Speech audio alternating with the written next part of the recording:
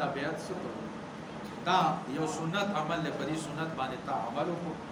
او بل نبی علیہ الصلوۃ والسلام نه صحابه کرامو بیعت کړل د دې بیعت ثبوت ور د قران نه دی اس سوره ممتحنه کې دا آیت کو تاسو وایي د قران نه خصوص انکار نشو کولای اذا جاءك المؤمنات سدي ورپسې یبايعنك على الله يشركن بالله ولا يسرقن ولا يزنين تورا اذا جاءك المؤمنات والكافرات ونه دي مؤمنات دي یعنی مؤمنه دا تا سره بیعت کوي پس باندې پتر کې معاصی باندې دا بیعت تر کې معاصی ولا بیعت ده بیعت د توبې ده چې توبه وباسي پدې تا سره بیعت کوي چې زما شرک نه کوم زنا نه کوم خلا نه کوم بهتان نه لګوم دا ګناه کبیره پدې آیاتونو کې ذکر پتر کې معاصی باندې تا سره بیعت کوي نو الله تعالی سوې فبايعهم دې له بیعت ورکړه دې له بیعت ورکړه او واستغفر لهم الله او دې د پاره بخنه وړه د الله من د اخر دا د توبې کلمات او شیخ ورته بیا دعا وکړي نو په دغه سنت باندې اوس دعا کو عمل په دې سنت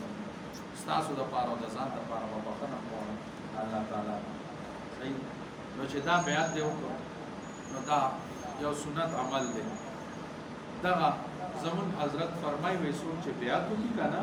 وې د دې مثال داسې دی د نبی علیه السلام کوي څوک چې د ریل ګاډي ډبې سره ډبې یو ځای شي کنه ریل ګاډي انجن سره ډبې یو ځای شي هغه سره بل ډبه بل وې دا انجن چې کوم ځای ودرېږي کنه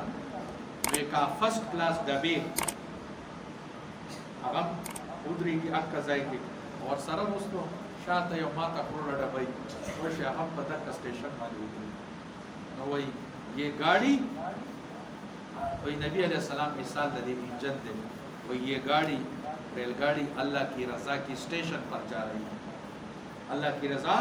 اسٹیشن پر جا رہی ہے وہی دا اللہ دا رضا اسٹیشن طرف روان ہے وہی چې کم ځای دا انجن ودرې د نبی علیہ السلام وہی ستا دا ماټ کروڑ ډبه مکه ځای یعنی نبی علیہ السلام دا الله رضا ملاو شوې ده صحابه ته دا الله رضا ملاو شو نبی علیہ السلام سره ځان نتی کړه انو رضی الله عنه ورضوا عنه الله وکړه وای تا ته هم د الله رضا ملوي مړی کې په داسې حال کې چې الله به تعالی راضي ته به د الله راضي ان شاء الله دې ډېر غټ برکات او بیا وای د سلسله مشایخ په مقبول اوقاتو کې مقبول ځایونو کې تر دې چې د سلسله مشایخ د خانقاهي پردینی ولې او قیامت پورې بچ کم کس په دغه سلسله کې شاملېږي دا غي د پاره او جړه جړه د خانقاهي پردینی ولې الله نه دعا وکړه زما استاد وایي هغه دعاګانې وایي د دغه مشایخ دعاګانې زموږه حفاظت کوي